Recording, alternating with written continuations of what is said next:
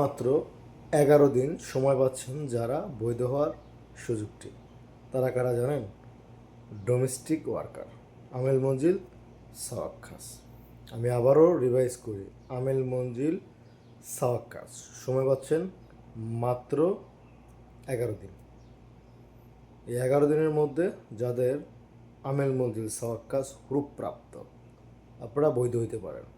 অনেকে আবার এই ভিডিওতে এসে বললেন না যে আমি আমেল মাজরা, আমি আমেল জাইল্লা, কিংবা আরও অন্যান্য যে পেশাগুলো আছে ডোমেস্টিকের কাতারে পড়ে, তারা না কিন্তু। এবং যারা কমার্শিয়াল ওয়ার্কার অর্থাৎ আমেল আইডি, তাদের জন্য এখনও সময়গুলো অ্যাভেলেবেল রয়েছে।